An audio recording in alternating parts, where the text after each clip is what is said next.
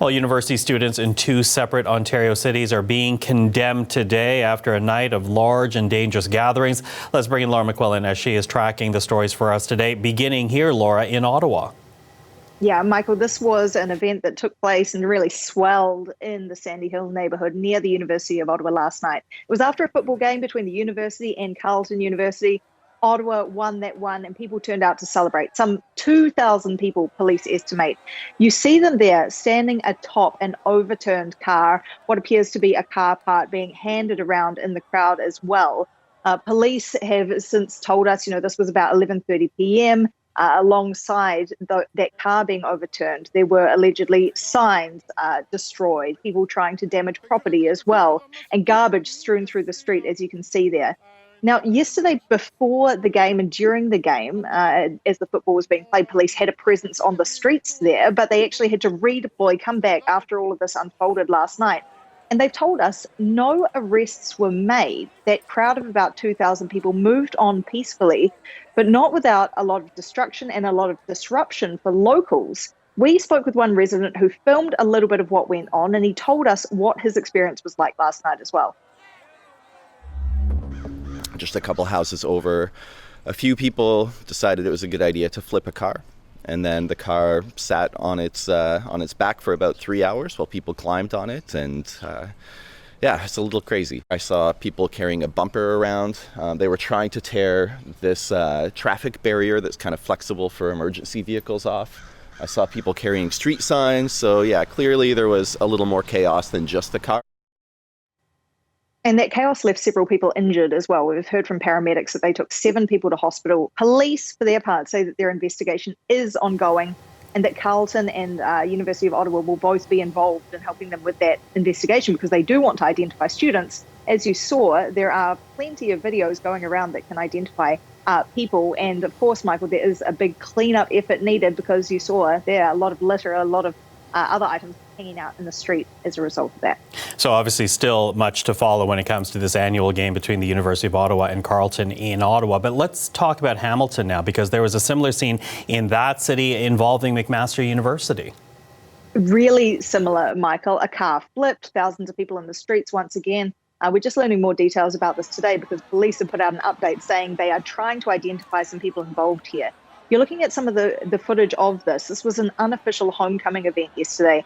About 12:30 p.m. it began, and then some 5,000 people joined in by about 2 p.m. So streets were closed, police were deployed, and then they found themselves, they say, being the targets of glass, cans, other objects being thrown at police officers. So that left the police car damaged. There were 7 arrests, 2 of them for liquor offences, 5 for breaching the peace and causing a disturbance. Several injuries there as well, and police have said in particular they are looking for one man. They want the public's help to identify him.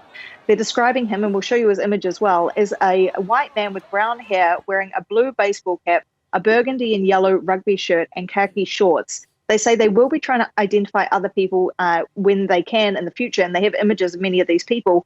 Just a note as well, we've just had a statement from McMaster University's president saying that these students involved owe the neighbours and the emergency workers an apology. McMaster will also be working with police to try and identify those involved, and they will sanction students who violated the university's code of conduct, Michael. Laura, thank you for that. The CBC's Laura McQuillan. Well, let's stay on the story right now and refocus in on the city of Ottawa. We're now joined by Mayor Jim Watson. So, Mayor Watson, thank you for being with us today. My pleasure. Thank you, Michael. So listen, I want to get your reaction, obviously, to what took place yesterday in the Sandy Hill neighborhood just outside the University of Ottawa campus. Talk to us about your immediate thoughts, your reaction to what took place. Well, disappointed and disgusted, quite frankly. 7 people were injured that we know of, including police officers, and obviously damage was done to both public and private property. And it was just a complete example of some of the immature behavior of certain students. We had a very good pre-Panda plan in place. The game itself went off very well, and we thought we were heading for a home run. And then obviously this took place in the evening, and I'm not happy with it. I know the chief of police is not happy with it, and they're going to be investigating and using video and social media photos to identify those individuals who played a key role in disturbing this residential neighborhood. Well, and just for people outside of Ottawa, Panda is actually the annual game between the U of O and Carleton. But you know, when I was looking at some of the video, and we're looking at it right now, the overturned car in particular, where people were tearing apart at that car, is really shocking. How much damage was exactly done? Do you have an idea of the extent here? We don't know. I went down onto the street that was the focus of the party today, and I saw about 24 Ottawa U students, volunteers, cleaning up, which was the first step towards, seeking some sense of apology from the university students who are involved in this. And clearly, there is going to be damage to people's property. That individual, whoever owns the car, that's going to cost him or her, their deductible, and without using a car for the next couple of days. And it just is the height of irresponsibility. These are, young women and men. Many of them, I suppose, have been, constrained because of COVID-19. Well, they shouldn't use this annual tradition, the Panda game between Ottawa U and Carleton, as a reason to be completely irresponsible. And they should think of that street as, what happens if this was on your parents' street? Would you like to see their car overturned? So the police are very determined to go and find out who the ringleaders were, who were the individuals who were causing this destruction. And my hope is that they're charged and enter the judicial system, and they get what they deserve. The reality is that, the University of Ottawa is a great institution, as is Carleton, but this paints a black eye when you see this kind of destructive behavior, particularly when we're in the midst of a worldwide pandemic. The very fact that the event went ahead because the province gave us that authority was a good sign that we're starting to open up parts of the economy. But this sets us back an awful lot because of the irresponsibility of a group of students who clearly, were doing everything from urinating on property, vomiting, jumping on a car, someone fell off. I don't know if that person was injured, and putting the police in a very precarious, dangerous situation themselves. The police, and you've referenced the local residents more than once. I'm wondering what they have shared with you, because I can't imagine that would have been an easy moment. I'm sure some were even very fearful that it was happening on their street last night. Well, if you have young children and they're trying to get to sleep and you have all of this commotion outside, one individual was, standing outside guarding his property.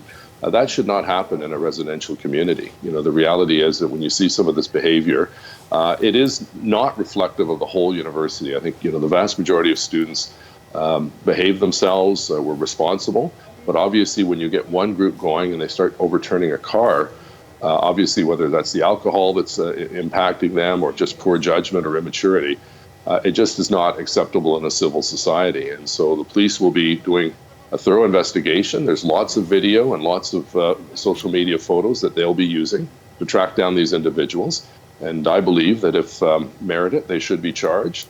And quite frankly, the university has to step up as well. So as I said, I was glad that the students were out there this morning when I went by on Russell Avenue to clean up the mess, and the city crews will be there as well. But the fact of the matter is this certainly gives a black eye to the university and to certain students who showed complete poor judgment and damage to people's prized possessions, whether it's their home or their car. It's just not acceptable, and I'm very disappointed in these students that caused this damage. Ottawa Mayor Jim Watson, thank you. Thank you, Michael.